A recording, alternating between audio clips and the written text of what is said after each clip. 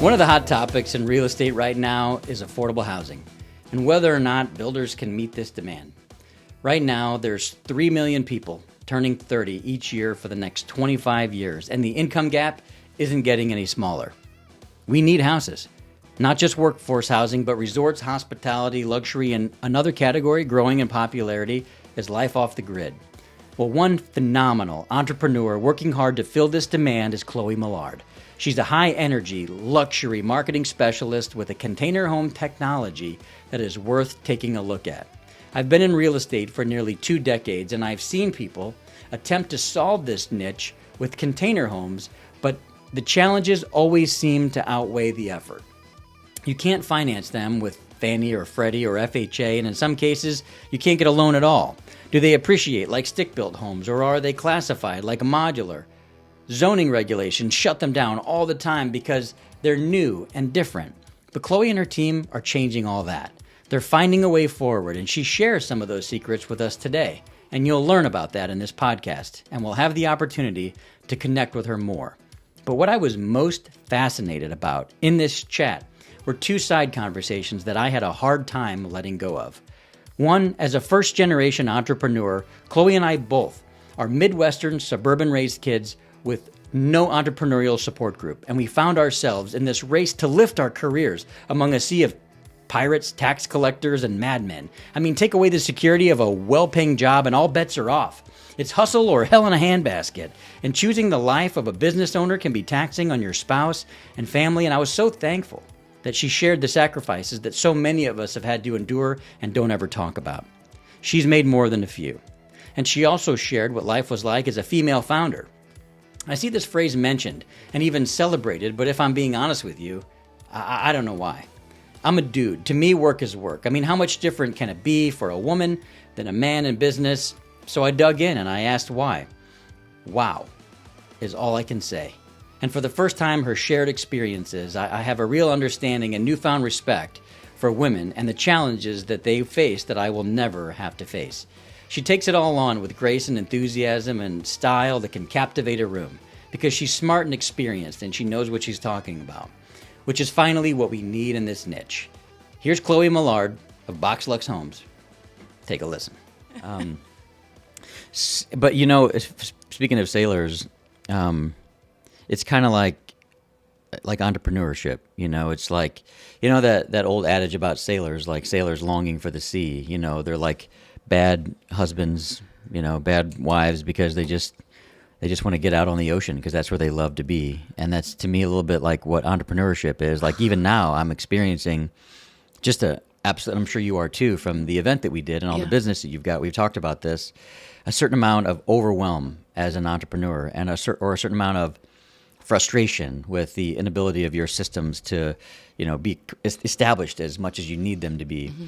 And so, but I also see you as a person, like we don't know each other that well. We just recently met a couple months ago in Tampa for the first time. I feel like I've known you forever, though. And Kelly, I just fell in love with your wife last night. I was like, oh my gosh, this is my new family. But you're right. We don't know each other that well. I just, I relate to you so much. Yeah, I do too, because I feel like you said last night, we're at very similar places in our career.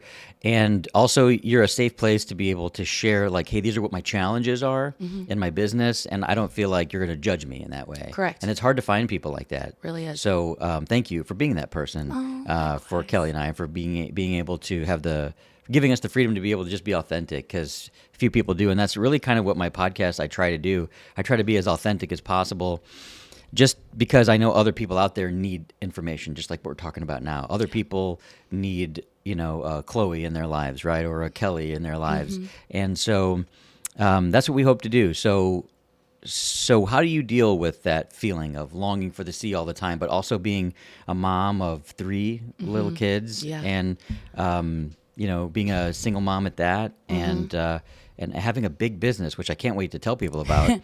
But how do you? Like, where's your mind with that, and how do you just get up every day and do what you do? Yeah, no, you're absolutely right. By the way, analogy just now really, really hit me, because that is truly how it feels. And I've spoken on this topic on other podcasts, because the more I've learned how to best relate to those people in my life that I love and care about, the better my businesses not only, flourish, but the more I'm able to connect with them on that level that doesn't stress them out. So for example, I am a first generation entrepreneur, and in my family, they're terrified for me.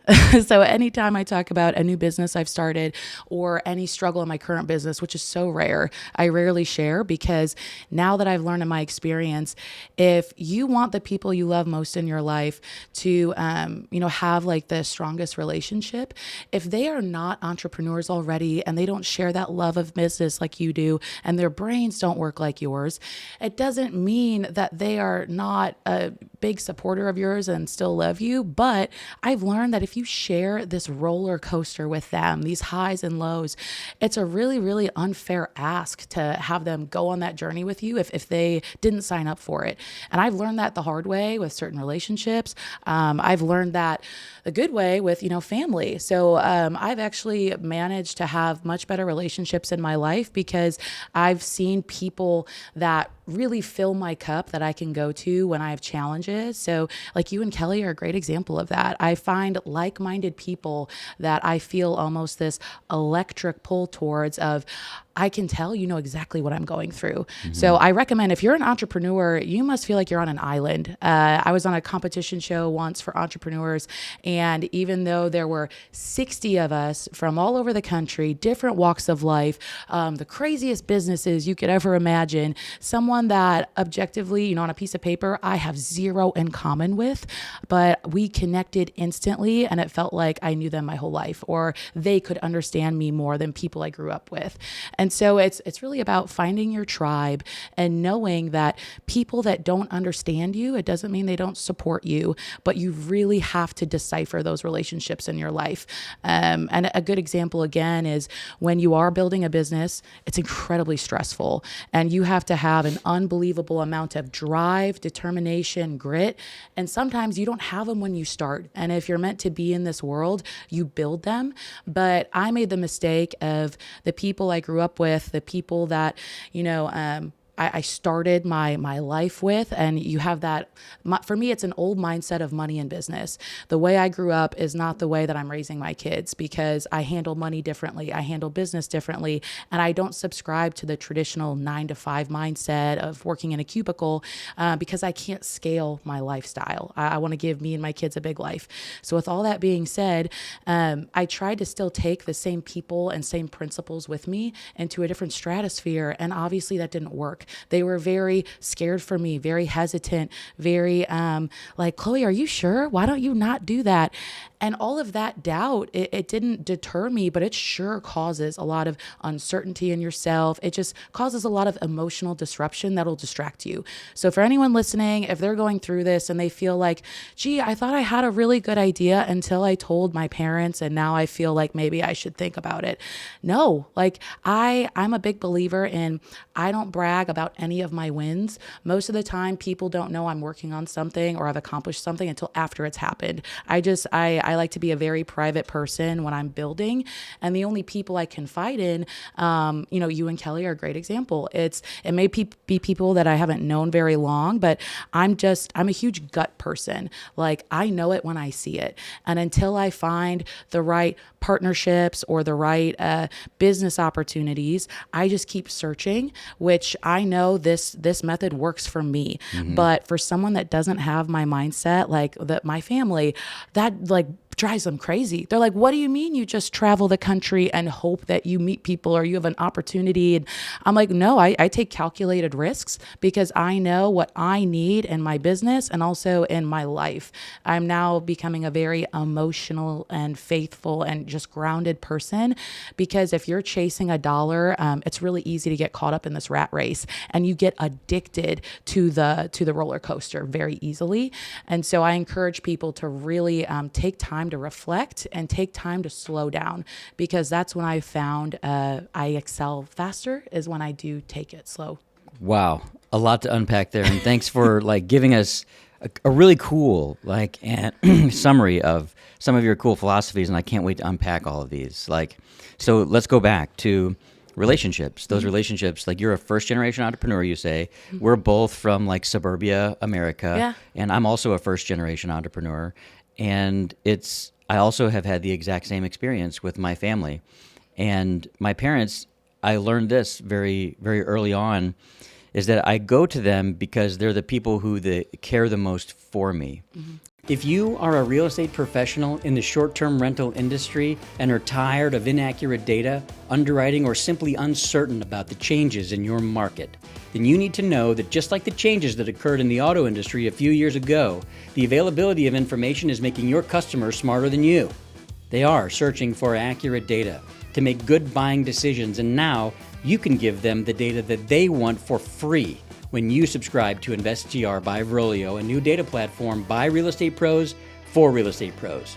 The only way to stay ahead of the curve and to prove your value is to become a data-backed agent with InvestTR by Vrolio, the only B2B solution for real estate professionals in the short-term rental space. InvestTR by Vrolio can be white-labeled with your logo so that you can brand your expertise while you privatize every lead. Vrolio has data scientists on staff and scrubs the data so that you can be sure you are making clean decisions with good underwriting rather than scraped piles of trash, which frankly is your only other option. Cocktails and Dreams wants to support your new way of selling that's both cutting edge and more accurate. You no longer have to hope that you are making the right decisions because you can be certain that Vrolio is the gold standard in the STR data industry, and to prove it to you, we're going to give you a 30-day money-back guarantee to the software, and we're going to coach you to get even better results that I had when I launched my business. And after 17 years in the STR industry, this is the best that I've seen yet. And I'll be there to personally help coach you to where you want to go. Click the link in the show description for a quick trip to register for a free demo, and we'll see you there. I tell my son, I said, there's only one man on this planet that wants you to succeed more than themselves, and it's me. You know, I tell all my kids that because it's true. And I'm starting to tell other people's kids that about their parents too, just to create kind of an honor level among just helping kids recognize that, hey, your mom and dad are pretty awesome and they love you dearly. So honor your father and your mother. Like that's what it means. So I do. And I also honor the experiences that my father and mother had. And I honor the level of care and responsibility that they had for me and my sister to raise us and to provide a better life for us. So the stakes are so high for them because they want a better life and they have sacrificed their life so we have a better one. And then here we are like, oh, I don't want a job. Are you kidding me? You know, my parents, they followed every rule that everyone taught them to do, and they saved a bunch of money, and they retired early because they actually saved, and they did the things, and they saved the mutual funds and all that. But all the advice that I got, when I tried to apply that advice, and when Kelly and I got married, we worked our butts off to save $10,000, and a little bit more than that because I had to borrow like $4,000 from my dad to buy Kelly's wedding ring. And it was the first money that I'd ever borrowed from, you know, anybody. And my dad was the first guy to be like, yes, absolutely, here you go. And I paid him back in the first year, and we saved $10,000, and we stuck it in mutual funds. And then we started paying like $300 a month extra just in these mutual funds. And then in 2001, the market totally crashed. And on paper, I saw, you know, for the first time, a young investor, 20-something, seeing all that money go to like almost nothing. And I lost faith in the stock market, and that's what drove me into real estate. It drove me wildly into real estate because I'm like, wait a minute, this thing that I was taught, that my parents were taught, like didn't work. But of course I realized I didn't dollar cost average over enough time. I panicked. I looked at the number. I saw why the market dropped. I learned why the market dropped, but I never took the time to learn what makes the market go up and invest in the market. I just went to real estate and I stayed there for the rest of my life. So there's these other moments, like even before that, when I was in college, and I would come home and I would work a job. Like I'm in St. Louis, I'm working at Merritt's, like a call center job, doing surveys for Pizza Hut. You know, like I got to ask these people 35 questions on Pizza Hut, and I'm rated at whether or not I can complete the survey or not. And people are hanging up on me left and right. You know, and I got to a point where I just had to quit. I had this massive moment. I was like, I can't do this. And so I went home and my mom and dad were like, you can't do that. You can't quit. You need the money. And I'm like, no, I refuse to live this life. Like it was the first time where I kind of began to see things differently from my parents. And like, I refused to believe the narrative that I had to trade time for money. I refused to believe into the narrative that if I wanted more money, I had to work overtime. So there's a certain section of my time that was worth more than other time. And that doesn't make sense. I also realized how stressed out it made my parents. And when Kelly and I bought our first nightly rental, like, they just couldn't handle it. It was just too much. But at the same time, they helped us so much. They helped us rip out carpet. They helped us paint. They helped us do all the things, So there's a level of commitment and care that our parents have nobody else can touch. But at the same time, you're right. We have to choose what kind of mentor or coach we need for the specific thing we're working on, which is why I think masterminds are good. Absolutely. Because we get a chance to meet people like ourselves and meet people farther along on the journey, so that it takes the stress out. And we need people who are not emotionally involved in our business in order to advise us. So I think that's what I've done, at least, to try to help get to that point and try to be that person for other people, because we realize, like, how great of a mentor are you going to be for people? Like, think about your life in 50 years. What an awesome old lady you're going to be. Seriously. Oh, I love that. That is the best compliment, because likewise for you, my friend. And I aspire to be that prankster that is just spending her Saturday nights just tricking people in the grocery store. I mean, I have always been a kid at heart. And no matter how old I am, I always subscribe to that philosophy in life that you get what you make of it. You get what you put into it. And so, I mean, your story is so beautiful. Like the way that you have, just you describing how your parents just come to you and Kelly whenever you need. And that's such a beautiful family dynamic that in itself is such a blessing. Like if we really sit and think about it, the families that we have in our lives, whether you have, a big family or not, myself, I don't have, a huge family. I have my children that, I tell them all the time, like, how special is it that we have family that we are born into, but then we also get to pick family. We have a family we get to choose. That's true. And, my parents are amazing grandparents to my babies, and I'm so grateful for that. But something that I'm so blessed to be able to give them is the more I grow my network and the more I am, opening my heart and inviting people into my life that I just am passionate about their success, and we get each other and they are my safe space, the more it just fills my heart and my cup to bring that into my children as well. So I'm infinitely expanding the number of people that love my tiny babies I created, because they're all so incredible and so unique. And every single thing I'm doing in my life right now is just a learning process. Everything in my journey right now, I'm encountering it for the first time. And I'm seeing as well, like, it's one thing to be in a relationship dynamic where it's mutually loving and you both help each other grow and you work on personal development. I mean, that's what I strive for and what's beautiful. And it's another thing when you are forced for the first time in your life to do it alone, to figure it out. And, just a little background on my story. I married my high school sweetheart and we had a beautiful life together. We started dating when I was 16 and we dated for 7 years, all the way through high school, went to college together, moved in together. He was my rock. Like I am so grateful for him, just because I see now that every season I have in my life, there are people that come into your life for a season for when you really need them. And for some of us, like myself, you might hold on to them for as long as you can. And you're like, don't leave. I don't want to let you leave, but you're not listening to God, who's gently trying to tell you, hey, I'm preparing you for something bigger. It's time to go to your next chapter. And so, throughout my life, I actually, I came from a family where we were very proudly Creaster. We tell everyone where we only go to church on Christmas and Easter. That was the house I grew up in. I was an Irish Catholic. I know most people aren't familiar with the term, but also born in St. Louis, but moved to Chicago when I was an itty bitty.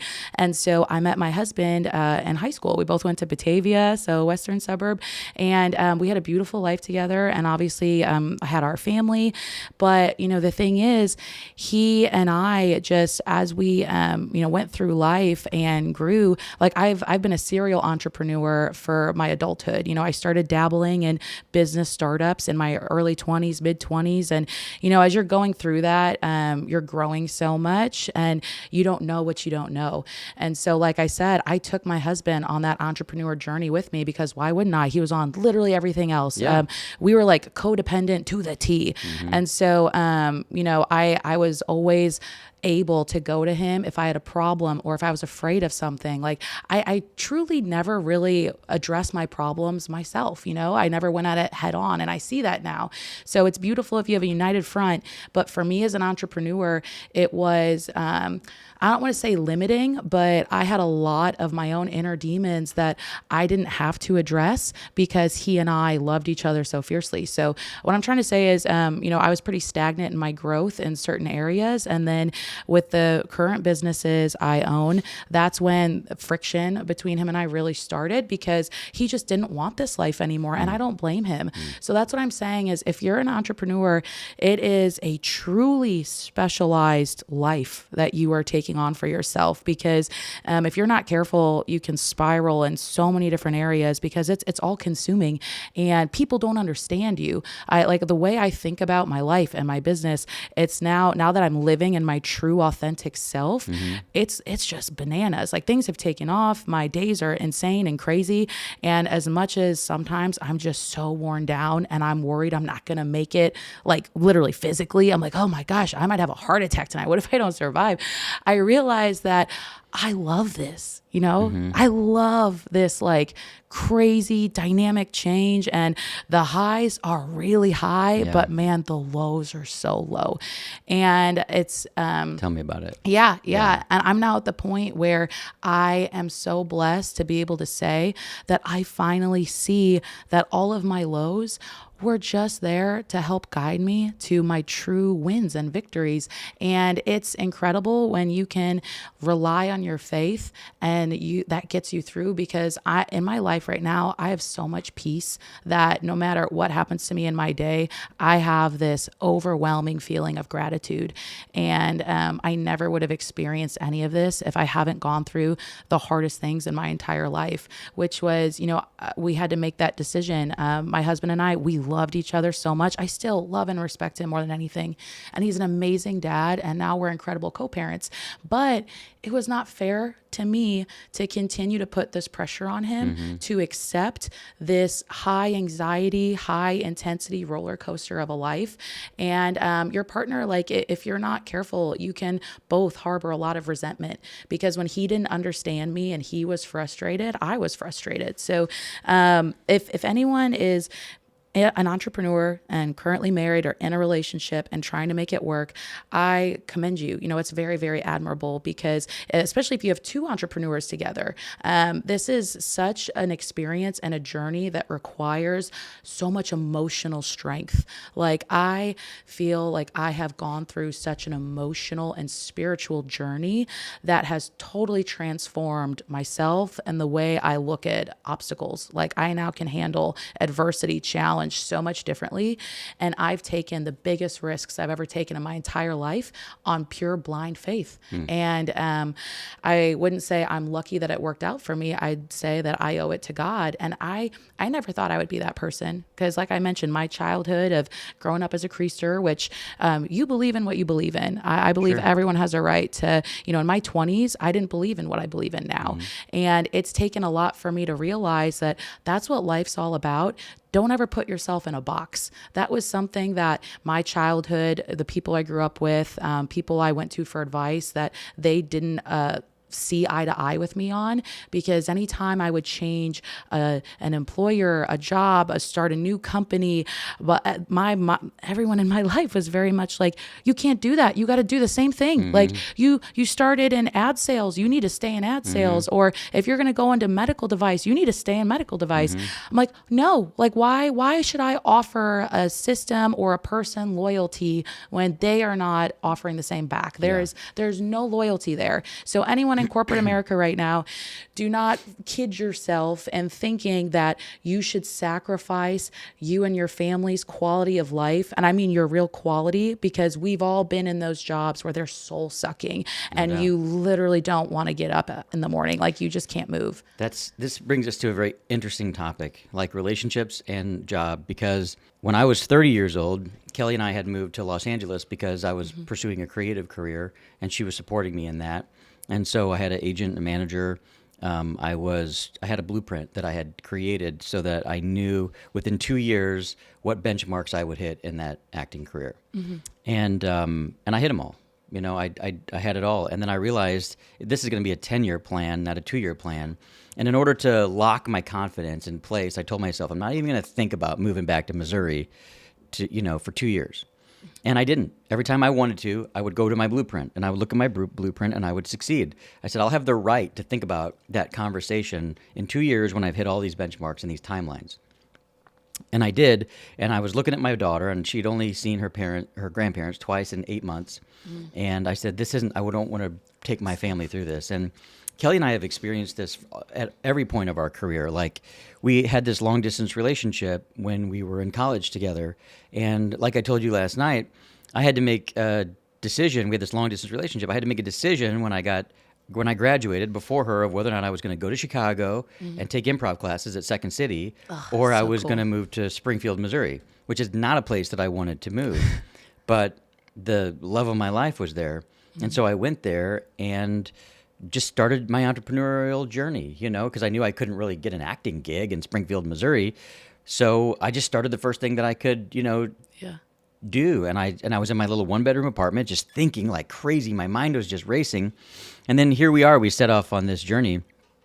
And at the same time, I've got this, and I did the same thing with my daughter too, kind of bringing me back to that full circle. So I've chosen my family at every stage of the game, but also I've dragged my family through every low that I've been through in my entrepreneurial journey. Yeah. And I don't know what to say, but I feel misunderstood at times. I feel very guilty at times for them having to experience certain levels of emotion, or, just the human need to just outlet, or just not do anything, or just being tired, or just being emotionally on edge like a raw nerve.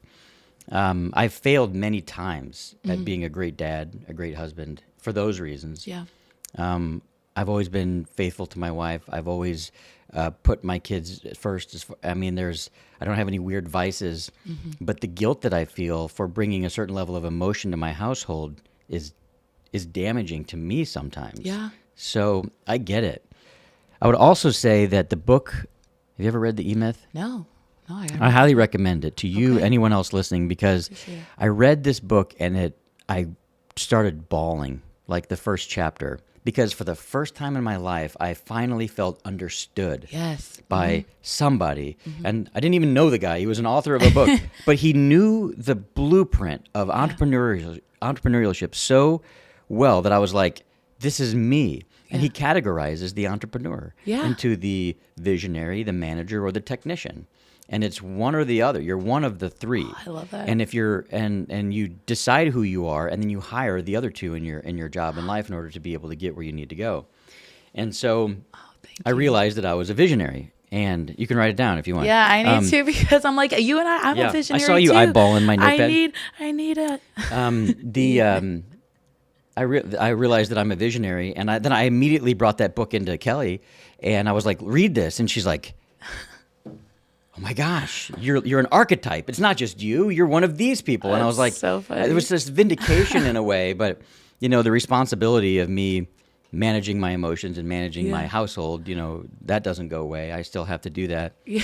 But also, like, that's another problem with our family and relationships, is that inside of our relationships during these crazy entrepreneurial times, I feel like we get super selfish. And I think we do that out of like major self-preservation. Yeah. Because you have, this is your place to go and recharge, and somebody says something to you that's super close to you, where like if you said something to me, I'd probably be very polite and super grateful and get my way out of it. But if my wife says something to me, I'm like, why did you say it that way? Why? What do you mean? Oh, that was me, 100%. The stakes are so high, Yeah. But at the same time, I have nothing to worry about. Like, I'm going to work everything out with my wife. Like, no matter what happens, I know that I am. So she and I, we always have that security. It doesn't make it any easier when the emotion levels are high. Right. And so I feel like instead of being selfish, and I am so guilty of not doing this when I say I've failed as a husband or dad, what I mean by that is that I haven't given enough grace. And I feel like most relationships, especially entrepreneurial relationships, whether both are or one is, and frankly, just relationships in general, I think husbands and wives, partners, they don't give each other enough grace and enough acknowledgement. And instead, we're like, why didn't you treat me this way? I need this so bad, because we do, because we literally have no margin in our emotions, in our lives. Everything is used up. And so we just need people to just love on us, give us a hug, and not whatever. Oh boy, this is my favorite thing to talk about. I'm so glad you brought this up. So something I can contribute as a nugget of learning to this conversation. So obviously my journey recently has brought me on a very, I guess if you think about it like a car, okay, and I know about as much about cars as you would think I do, nothing. But an analogy is, if you're anything like me, you put things off to the last minute. You did take an Escalade off-roading yesterday. Oh yeah, that was not good. Not good. I was looking for a car to rent so I wouldn't have to put miles on my mom-mobile. I'm like flying down with car seats in the back. No kids, just me and Wendy. And then for people listening, I can't drive. I let Chloe stay in my tiny home on these 52 acres, and it's got a really rocky road getting to it. And the road actually ends. Like, I've even talked to the county about it. It did end. Like, the only guy that knows that the road actually goes through is the county, and also Google Maps. Yeah, apparently. So Chloe, being new to the area, followed Google Maps and got herself into an off-road situation. There's someone at Google Maps messing with me, because this used to happen when I lived and worked in Chicago when I was starting out as a med device sales rep. They put you at the worst hospitals when you're a rookie, because you're just that dog who's so excited for you're like, I just want to be in the game. Yeah. And so they put me at Southside Chicago, Cook County Hospital, and I would drive in the commute just to get to Chicago. When you're in Chicago is an hour commute. So getting in to save time, I'm like, oh, I'm late for this case, and Google Maps said I can save time if I get off the highway, exit here, and cut through on back roads. There are no back roads in the Southside Chicago. There are just people looking for a young blonde 20-something who's the perfect target to just go. So it was just one of those things where anytime I would follow Google Maps to save myself some time, like yesterday, I'm like, why are you messing with me? So yeah, it was just an experience, and I'm here for it. Like, I had a blast getting stuck.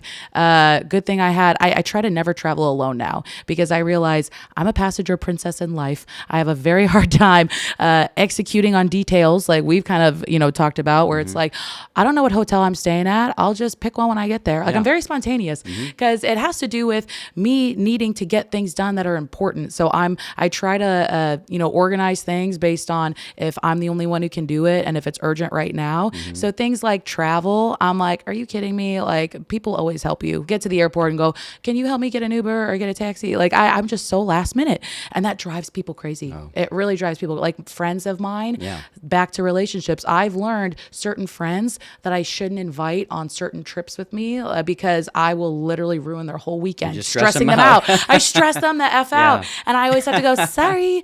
And so that's something for me that, again, a very long-winded nugget to this journey. I am such a big believer and advocate now in therapy. Like, completely changed my life. And growing up as a kid, I mean, maybe it's because I'm a 90s baby. So back in the day, it was very, at least in my world, kind of taboo. Like, why would you go to therapy? Like, that's for crazy people. Like, that was back in the day. And now I'm like, okay, anyone who's not doing it, you're doing yourself a huge disservice, because it's given me such a competitive edge. I mean it, because a lot of what you were talking about, and I love that you can be so vulnerable and transparent like me, because that's how I feel real business gets done. Like, if you can be vulnerable enough to put on the table and say, Chloe, these are my weaknesses. These are things I struggle with. If there's a problem that arises and you and I get heated, these are honestly kind of some of my triggers. So if you could avoid these, that'd be great. Yeah. That's how I operate now, where it's like, we all have our baggage. We all have things that have traumatized us. And I've learned that trauma doesn't have to be this horrible, significant World War III event. It can be something as simple as you were crying and needed someone when you were a child and they did not come for you. So you now have told yourself that when I need help, I don't matter. Like certain things that it all happens in childhood. And that was something that I was talking about, that I had demons that I didn't know about, that I didn't address, just like inner turmoil. And my inner child, all of this stuff that we're talking about right now, I still can't believe it. Because again, I used to have all of these guards, all these walls up saying, inner child, do you hear yourself? And the reason I think it's important to talk about that, how we judge ourselves, is because until I realized what I was doing, like, you really have to dissect an emotion. So for an example, if we walk through a scenario of you get triggered by, something like if you're arguing with an employee and like you said, you're like, oh, it just really got to me and I just really snapped. Or if you think about how you react to a situation, walk through it and go, wow, like I got really heated over that and I'm not sure why, but now I'm left with this inner, like, the just rage, disconnect, just like I can't do any good right now and I need to figure out what this is about. Because when you experience things like that, it's almost never an isolated incident. That is a signal to you that there really is something that you still haven't worked on. And until you realize that, it's going to continue to come up and be a roadblock for you. And I just saw that a lot of my own inner trauma, which I had a significant amount, and I'm just good at like stuffing it down, but it was holding me back and it was keeping me sad. And the guilt that you talk about, I feel it tremendously. So when you ask me, how do I do it being a single mom of 3 and running 2 companies, I don't, like I'm blessed to have people around me to help. And every single day I'm still trying to do everything. I'm still trying to get it all done. And I think I can have it all. I can cram it all into 24 hours. I can make sure my babies are loved on and happy and feel fulfilled.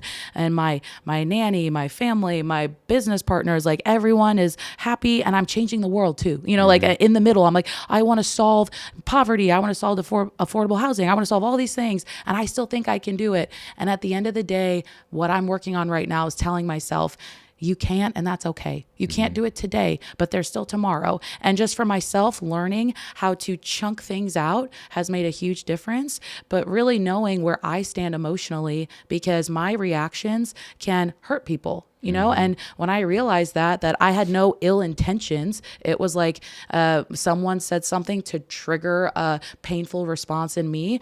And then I ended up feeling like, why would you say that? Or why would you do that? And when I took a step back, I realized like that person didn't have ill intent. It was the way I perceived the message, or I translated that completely wrong.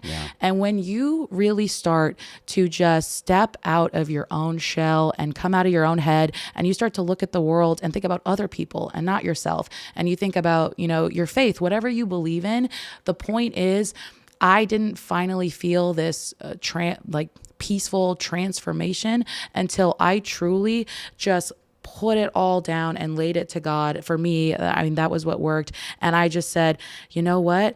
I just want to do good. I just want to be better. I'm not chasing $1 anymore. I'm seeing other people that are genuinely hurting. I want to heal so I can help them. And that has fulfilled me in more ways than I could ever imagine. And it's created like genuine good, like our relationship. I genuinely feel like we finally connected because I got myself to a place where I was more capable and productive and just emotionally centered and strong. And, emotional intelligence is such an asset that I encourage anyone, whatever you have to do, like carve out that time, even though it's painful. Like the first 6 months I went to therapy, I thought it was such a waste of time. I kept telling myself, like, there's no point. I'm in such a bad place right now. Like I am, the love of my life it's not going the way I thought it would go. Like this is horrible, like just disastrous. And it's so fascinating to me when you learn about about psychology because that's what gets me excited. I love knowing how things work. And so for me on my journey currently, a lot of it was just psychology, right? And emotional. It was me seeing the world I was in and feeling so scared. I've never been more terrified in my life than I was the last 3 years. Going through what I went through and being a new single mom of 3, like any of us that are now finding ourselves as single mothers, we are now part of the most welcoming, loving community and club that we never thought we would join, something that we never planned on doing. But life happens. And if I ever need to get a job done or problem solve, or I have a real huge challenge that I need to tackle, I bet on a single mom all day because we never, ever get the chance to fail. Like we get chances constantly. We don't have the option to fail. Right. So for me, failure is never an option. I have 3 amazing babies, 2 daughters that are 6 and 4, and my little man is 2. And I realized I never answered your question. I got married when I was, I want to say 23, whenever 2015 was. I'm 32 now. So we had a beautiful marriage. We have a beautiful family. And now we have a beautiful co-parenting relationship that took on my end too. Like for me, it was a lot of effort and work and personal growth. And it was so worth it. And so a lot of things in my life now, it's just, I have enough data to work with over the last 32 years of, a constant theme of mine is change is always happening, whether it's internally, me changing or the world around us. But anyone listening right now, we all need to adapt. And so that is a very old mindset that you need to stay in a box and do the same career, do the same job, stay with the same friends, stay in the same hometown you grew up in. All of these values, I'm a very conservative, traditional, I'm a mama. Like I love, just kind of the old world is, something I love. And I'm in the South now, obviously Dallas, love Texas. But for me, all of these things that I love, a lot of them are on old values that it doesn't work for me and my family anymore for me to stay in the same job and do the same thing. That means I'm going to miss massive opportunity to help people because as I grow and change, the world does too. So people that I could have helped 5 years ago, as we go through different economic climates and there's different world policies changing, there's new opportunity to pivot and then attack a problem with a new solution. So let's talk about some of that. Let's talk about the problems you're attacking. So as a serial entrepreneur, BoxLex Homes right now, this is my 6th startup, and how I've dabbled in entrepreneurship, because like I said, I've always been fascinated with how things work. So for me, whenever I have like a natural curiosity, I love feeding it. So I started off my first career, I graduated college when I was only 20. Like I got my undergrad in 3 years because I was just hungry for learning and I wanted to follow my boyfriend, so I skipped a grade so I could keep up with him. And when I started my career, I started in ad sales, but ultimately went right into pharmaceutical sales for several years and then ended my career. I was in medical device sales and pharma for about a decade. And during my time there, I specialized in building teams and surgical device sales, which really helped for investors that we deal with today. Some of them remind me a lot of surgeons, as in their mindset and how they think. And so as a very young woman and, young employee, I had to learn very fast how to craft and refine my bubbly 21-year-old personality to be able to keep up with some of the most intense and just no BS surgeons in downtown Chicago that were inundated with sales reps. And I was younger than some of their kids. So why would they ever listen to me? Right. So early on, I learned these skills to really build, a lot of assets for my companies. But BoxLex Homes came about because when I was living in Chicago and I was in one of my medical device jobs, as soon as I started having children, I started seeing a problem in the industry I was working in. And what I mean by that was my very first baby that I was more excited than anything. I was in the OR and the company I was working for at the time was long story short, I ended up winning 2 different pregnancy discrimination lawsuits from 2 different, huge companies. Wow. And that was crazy to me on a couple of levels, but not really crazy, because what it boils down to is there is still injustice in the world. Plenty of black and white things that should never happen in the workplace. They happen constantly. And people are always shocked to hear that. And I'm like, well, it shouldn't be that shocking. But the reason people don't hear about it is because, in my experience, I've seen a lot of women like myself that tend to be more affected by some of these things. And we also tend to be the most quiet. So for whatever reason, I just don't operate that way. And I'm very glad. But when a lot of these things started happening to me, I can't really describe it, but this fire shot on, and I immediately fought back, which is why I was successful in, a couple of different, winnings. But I symbolically took the winnings from those lawsuits and used them to acquire my first businesses. So that was my first time. Can we take a detour for a second? Yeah.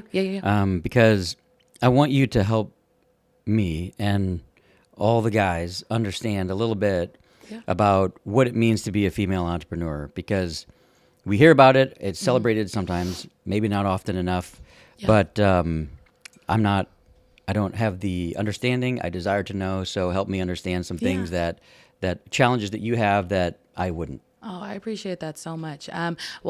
So first of all, any woman you see that's an entrepreneur, that's at any of the circles that you and I run in, BA or your, mastermind with agents too, is really impressive. But anytime you see women in those spaces, already those women have accomplished so many unbelievable hurdles that I wouldn't know what it's like to be a man, but there's a lot of things I've seen that it's just we always have to put forth a little more effort and operate with a chip on our shoulder and still have a smile and look nice doing it. What does that mean, operating with a chip on your shoulder? Well, for me, my chip on my shoulder really comes from being so young when I entered into the workforce and was so hungry and eager to learn. I shot through college with an undergrad in marketing, professional sales, and a minor in entrepreneurship. And so I was just so eager to please and work for someone. And I always had this huge layer of professionalism. I tried so hard to be accepted by men. I only wore black. I was constantly, being critiqued on how I spoke. Like, I remember I had one college professor that would always make fun of me for being so nice, like being too bubbly, too friendly. And also too, for what it's worth, like, I realized that just being a blonde woman in business, I use it to my advantage as a joke, where I'm like, okay, I know my blonde is showing. I'll put you in touch with one of my partners. Because the thing of it is, some men just, I realized in the OR very quickly, I look like a dumb blonde, ditzy, until I started speaking and I could command a room because they'd know what I was talking about. So a chip on my shoulder is in, I just operate myself knowing that there may be biases I can't control. And instead of playing the victim and being sad and saying, this isn't fair, I deserve equal, whatever, I know what I deserve, but I also am not going to be naive anymore. And I know that the world, there are things out of my control, So even if something is illegal or even if something isn't right, I am not going to be naive enough to think that it won't happen. Yeah. So all we can do is just best guard ourselves, but it still happens constantly. So some examples of being a woman in any business or any space, I was shocked with how prevalent things like sexual harassment, actual assault, like that really? has happened. Yeah. So I've literally had male coworkers, because all the companies I've ever been in, even currently, male dominated spaces. And it's just because I love that energy of men are very direct. So a lot of my clients, a lot of my partners, I love it because I'm so transparent. And as I'm the biggest supporter of women. It's a huge initiative I have right now. We just all band together. But there's a lot of women out there that, just like myself, are hurting, broken, have a lot of things that they don't know what to make of it. And there's not a lot of resources out there, which is why I love being so loud about these things, in hopes that maybe I can help and reach someone. Because once you realize that you have the ability to hold yourself back just as much as anyone, if not more, and if you start protecting yourself and really, owning who you are, you can not only get further, but you can be prepared to combat things like, one of my biggest, I'll say challenges sometimes is the thing I love most about myself is my intelligence. And I can't tell you how soul crushing it still is that if I have a new client or a partner that's a man and they decide to do business or a deal with me, it's such a compliment. I get so excited because I think, wow, he values my intelligence. Like he really liked what I pitched, what I presented. And this is amazing affirmation and validation for me that I'm onto something and I'm doing a good job. And I've had way more than one occasion happen when after the contract is signed or that deal starts, that individual would start making very inappropriate comments, passes at me, moves, and put me in really, really uncomfortable situations. After you're in business with each other. Yeah. Like in an LLC together or something. Like oh no, so I'm smart where I try not to do things like that. Good. I keep a lot because I've learned so much. I'm so quick to trust, and I'm not going to change who I am, but I am going to add layers to protect myself. So I will trust until given a reason not to, but I still am very big on keeping everyone at an arm's length distance from my actual business. Because I owned and operated during the pandemic. I had employees when everything got shut down, and I have a little bit of PTSD from having equity share partners or like permanent staff on payroll. So what I do is I'll do deals where I would bring on clients for contracts, and they would be 3-year agreements, but it would be a paid client relationship. And no joke, I've had several male partners illegally cancel a contract, just stop paying. It's a breach of contract because I would not sleep with them. And it would be very, black and white. Like, hey, if you don't meet me at this hotel, then I'm not doing this. And they just ghost. Like on a phone call or on a and text. Yeah, and a text. And the thing is, anything that you want to litigate, you totally can. You can't. A text message is actual documented evidence. That's proof. And anything that someone puts in writing, or what I struggled with in medical device, what they do to get around is they have conversations. So you can't legally persecute them. So I don't know how I was able to think of this, but it was an instinct because I was pregnant and about to get fired. But what they didn't understand is when you are expecting as a mother, you have hormones that put you into that protective mama bear. Like you can flip a car if someone's trying to come between you and your baby. Right. And so hearing that as I'm about to go on maternity leave, I was going to be fired if I didn't take a demotion or do what they wanted. I was like, are you kidding me? And I just had so much rage and fought back and was able to protect myself. But with all of that being said, it still would happen. And you just are left wondering excuse me, how could that happen? And you have to figure out, what do you do? So what I did was all these conversations that he had saying, well, I'll just fire you then. I had no way of proving that he said that to me. And he was someone well-liked and respected. So it was like, well, what do? I went home and I typed up a huge email documenting everything that was said and sent it to him. Of course, he didn't respond, but I saved it. And when I hired and retained counsel, which by the way, I called 5 attorneys that day and all 5 wanted to take my case. All of them. And the one I chose was a woman that I trusted so much. She just took me in oh my gosh, girl, I'm going to get this right. This is disgusting. I'm so sorry. The other 4 were men. I'm sure would have been great for my case, but she just really, really, and she's incredible. Her name is Amy in Chicago. I love you if you're listening. But she took me on and we were able to fight back because I had documented that stuff. I wasn't quiet about it, but a lot of the things that'll happen in business, people just do it that way. So anyone out there that's listening, women specifically, if you are being improperly treated, whether it's the workplace or otherwise, a lot of times it'll happen by word of mouth. So you can't really prove anything, is just in my experience. So I document, I'll put it in emails, I'll take journal entries work, but it's just unfortunate that you have to be prepared for stuff like that. Or if it is happening to you, you have every right to fight back. And I used to dwell on that pain so much. I used to just wonder, why does this happen? This isn't fair. Why?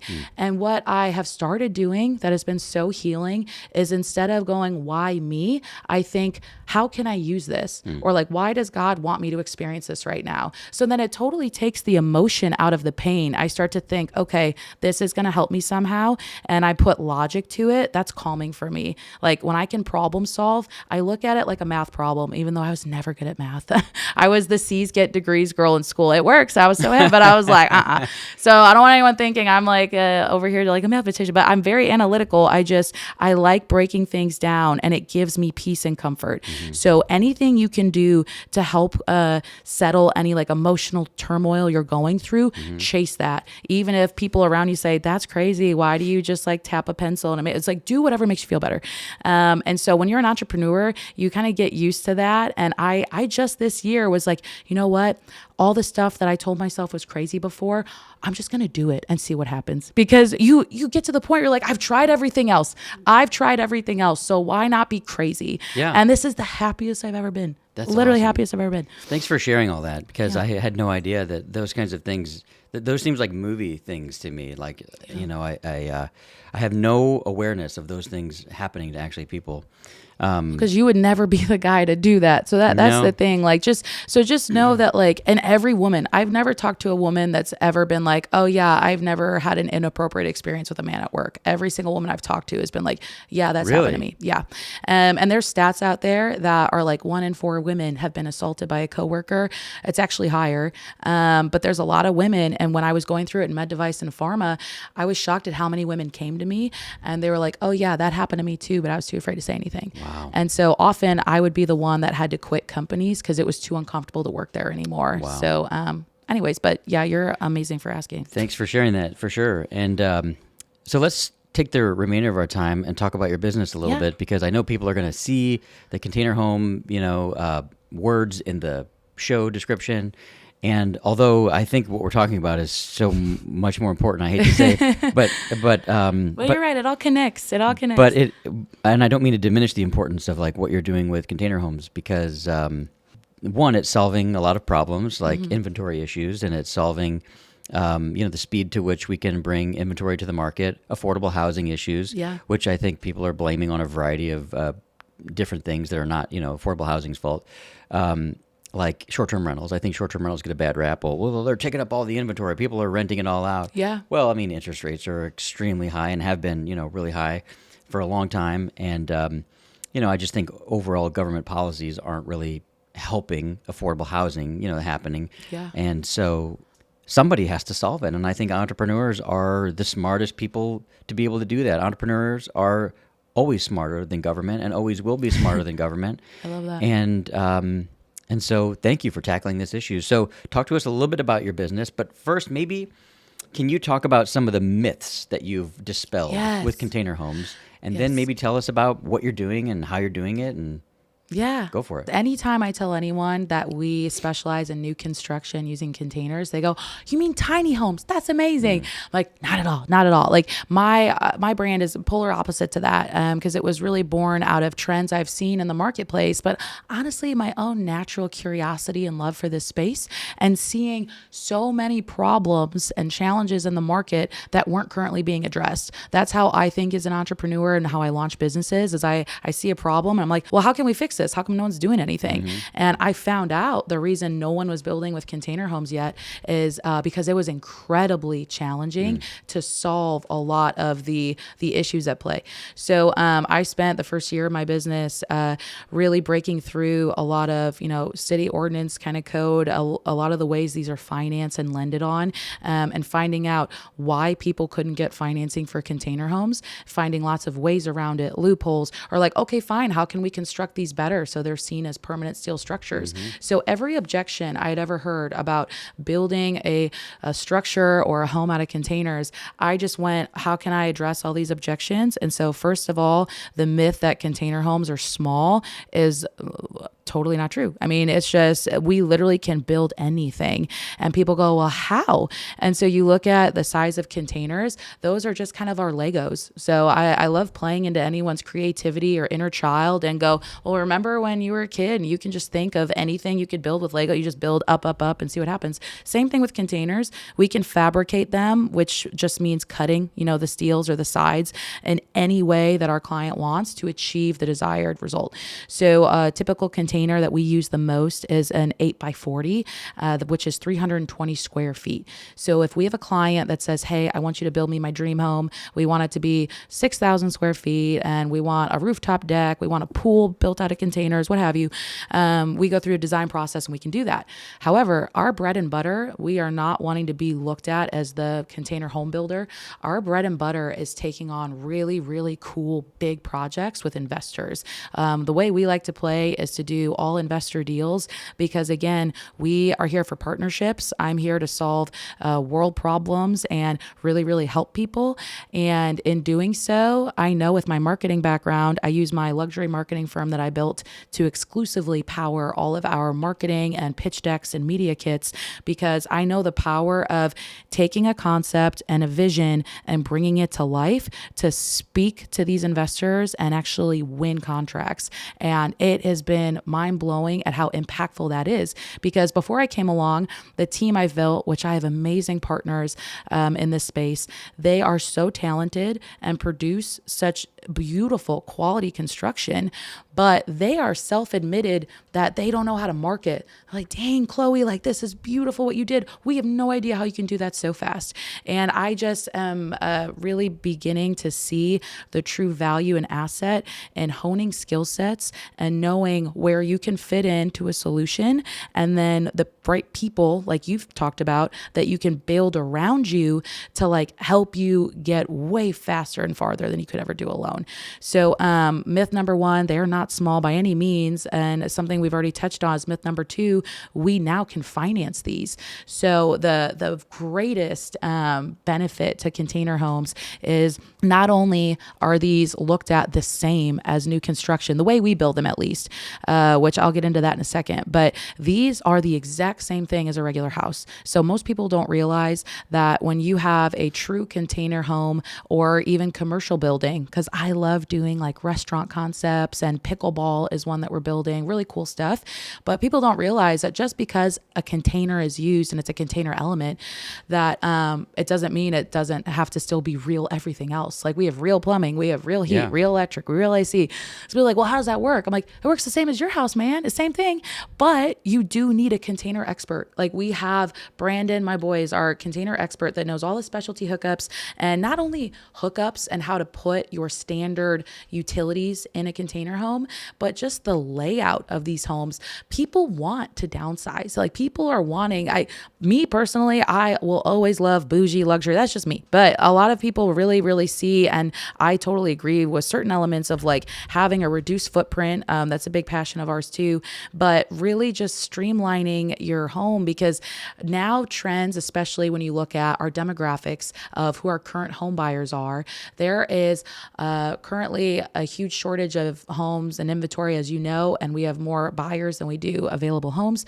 But a lot of the newer, like I'm a millennial. People think millennials are still the young folks out there right now. That's not us. That's a different generation. As you know, that's Gen Z, Gen X, whatever gens they are. They value experience. It's not Gen X. Yeah. I'm Gen X. I will not be They're not Gen Y, no. Gen Z. I know. Look at you. I know. So I always, anytime I get the chance, I'm no like, one stands up for Gen X but me. That's careful. Well, I always make that joke because millennials are usually the ones that are getting the brunt of like, oh yeah, that dumb thing that happened was millennials. No, like, millennials we're not will the save young the planet. people anymore. Thank you. That's what I'm saying. Yeah. We're the overworked, exhausted, totally stressed out on the verge of a heart attack. We're not the ones out there making millennials are the ones that are changing the narratives, the old narratives, because like I listened to my parents, right? Yeah.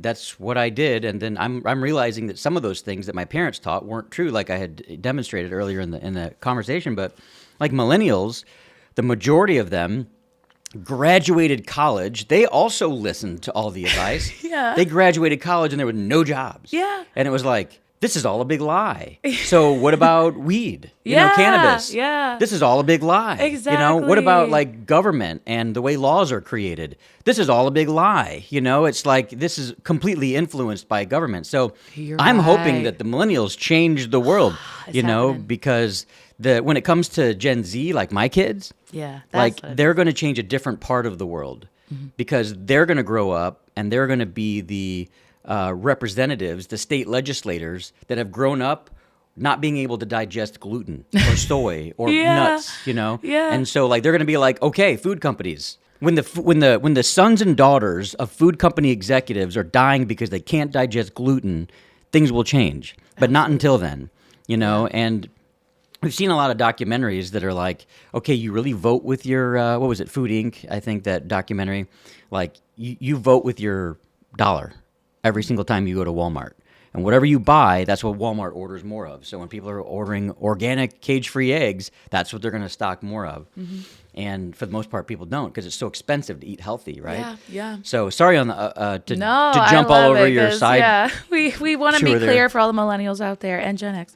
But no, you didn't at all. Yeah, I mean, with all of that being said, I've learned that I can't only, build and design for things that you and I like, or I think is cool. And I'm really like, we are just wanting to produce for current challenges and problems in the marketplace that we are very passionate about addressing. Because the thing is, when you build with container homes, we can absolutely reduce costs, building costs, because that's one of the biggest barriers to new construction right now. Like, it absolutely is true. You can't. I hear it all the time. So it is a myth. However, it's a myth with us and other reputable container builders, because we're not the only ones. And I love working with other container home companies, but it's a myth because it is. You can save and reduce costs if you know what you're doing. So the people that tell you, oh my gosh, we looked into it, it's just as expensive, blah, blah, blah. Because if you don't know what you're doing, or if you are going to hire a firm, there are design firms out there for container homes that I originally looked into and contacted. And the pricing that they were quoting was more than I was expecting, because I was expecting to do what I'm doing now, where I could build a home, have a profit, because I'd be building it in-house myself. And obviously, if I didn't have that structure in place and that team behind me, I couldn't do that. So that was another aha moment for me, where I'm like, I can figure out how to save costs, and that's how we can address affordable housing. And so what I mean by that, and this is special to my team, I've gotten my partners, which happen to own their own development companies, they're also builders, I've gotten them to believe in me and my vision and join me, and we're a family now, but they buy into thinking like an investor. And that was something that was such a compliment. I felt that they trusted me enough to change their way of thinking about business, and seeing that, you know what, if we want to actually do good and make a difference and do nonprofit, which is my biggest passion and reason for starting this, but affordable housing specifically, we now are looking to work with like local governments and cities. A lot of them have programs in place already to help address the affordable housing crisis, and may either give grants or tax incentives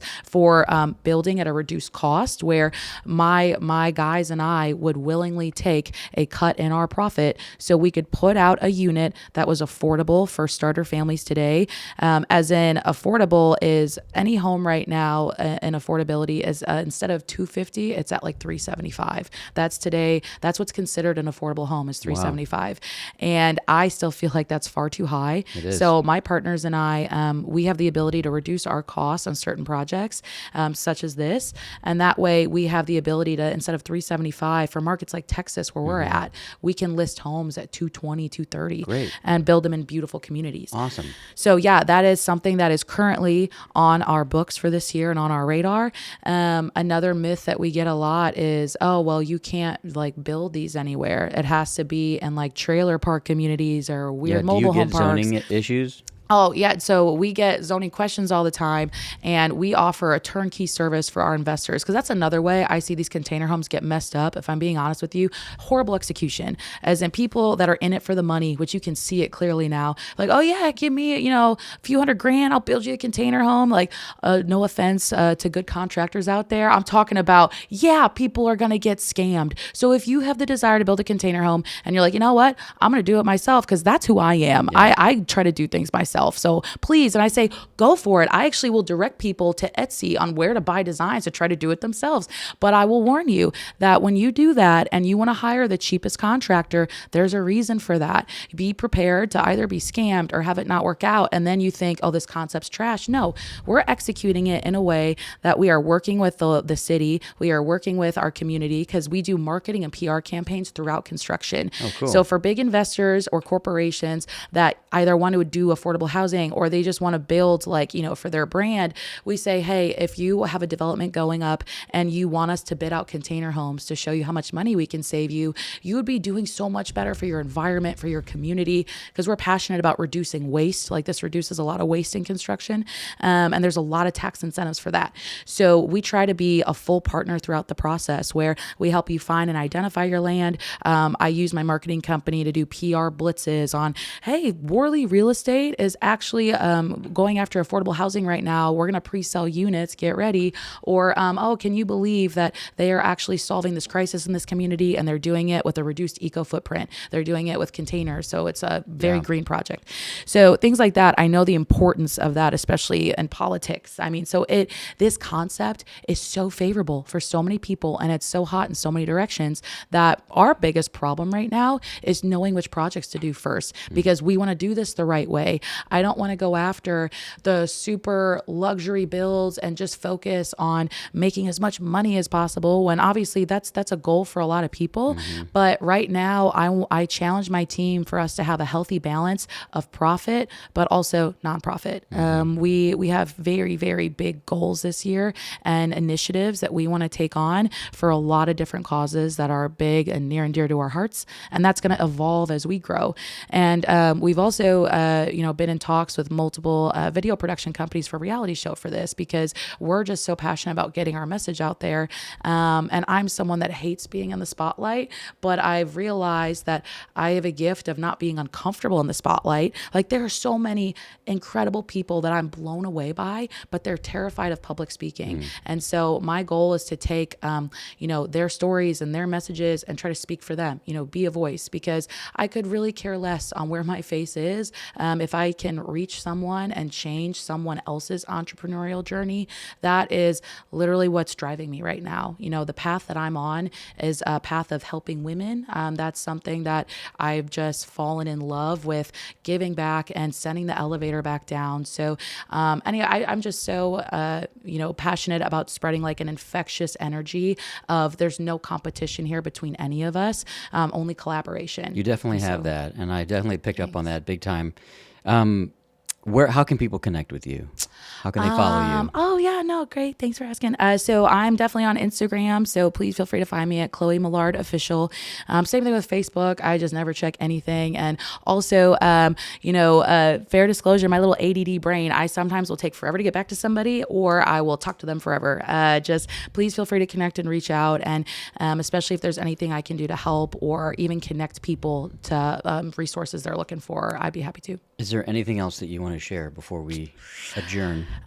No, just that I'm so grateful to be here, and just think the world of you and what you're doing. Honestly, this is really impressive and fantastic, and just thank you for having me. Thank you. I appreciate you answering the call when I put this kind of event together, and I really am incredibly thankful that you drove 7 hours and had these wild adventures in Branson that I hope you never forget. And then more good things to come, because we'll be doing some business and hopefully doing some cool things together that are aligning with your values and mine, and Absolutely. then, making the change that we want to make. Oh, that's beautiful. I agree. Thanks for a great morning. Yeah, This you was betcha. fun. Sure. Thanks.